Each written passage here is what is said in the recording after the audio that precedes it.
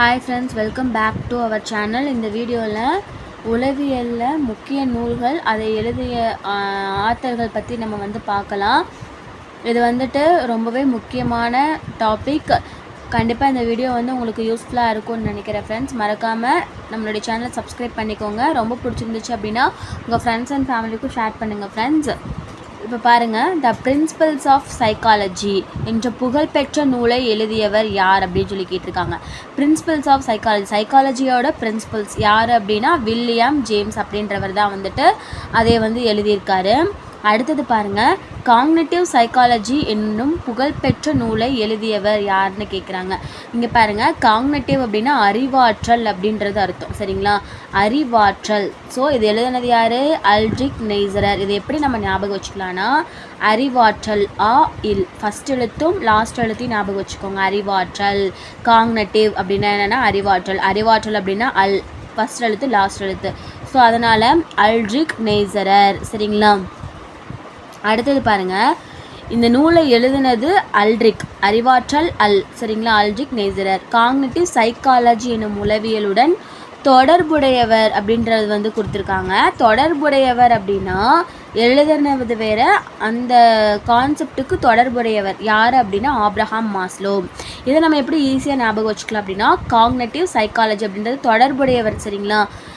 Maslow, அதாவது மாஸாக நம்ம தொடர்பு படுத்துகிறோம். அறிவாற்றல் அப்படின்னா அறிவாற்றல் நம்ம நல்லா மாஸாக தொடர்பு படுத்துகிறோம் அப்படிங்கிற மாதிரி நம்ம ஞாபகம் வச்சுக்கலாம். அறிவாற்றலை நம்ம மாஸாக தொடர்பு படுத்துகிறோம். எதுக்கு தொடர்பு படுத்துகிறோம்? சைக்காலஜியில்.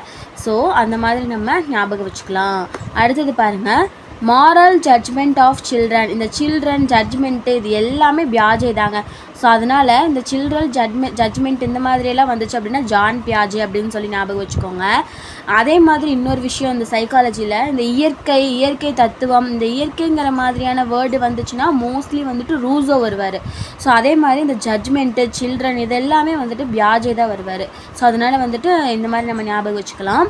அடுத்தது பாருங்கள், use and acquisition of language எனும் நூலை எழுதியவர் யார் அப்படின்னா நாம் சாம்ஸ்கி, சரிங்களா? அடுத்தது பாருங்கள், and introduction to the Gestalt theory எனும் நூலை எழுதியவர் யார் அப்படின்னு சொல்லி கேட்குறாங்க. ஸோ கெசால்ட் இதை நம்ம எப்படி ஞாபகம் வச்சுக்கலாம்னா, சால்ட் நம்ம எதில் போடுவோம்? குழம்புல போடுவோம்.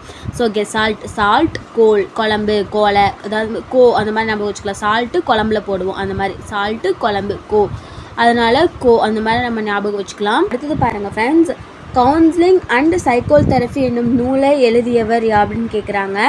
சைக்கோல் தெரப்பி, ஸோ கோல் தெரப்பி அப்படின்னு சொல்லி நம்ம சொல்கிறோம் இல்லைங்களா?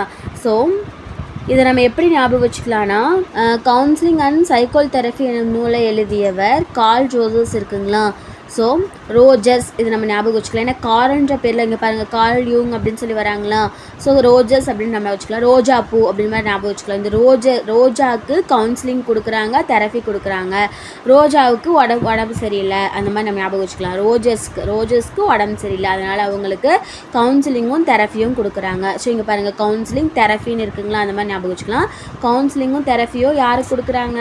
ரோஜாவுக்கு கொடுக்குறாங்க அப்படின்னு நம்ம ஞாபகம் வச்சுக்கலாம். கார்ல் ரோஜர்ஸ் அப்படின்னு ஞாபகம் வச்சுக்கலாம். அடுத்தது பாருங்கள், த சைக்காலஜி ஆஃப் டிமென்ஷியா ஃப்ரெகாக்ஸ் என்னும் நூலை எழுதியவர் யாருன்னு கேட்குறாங்க.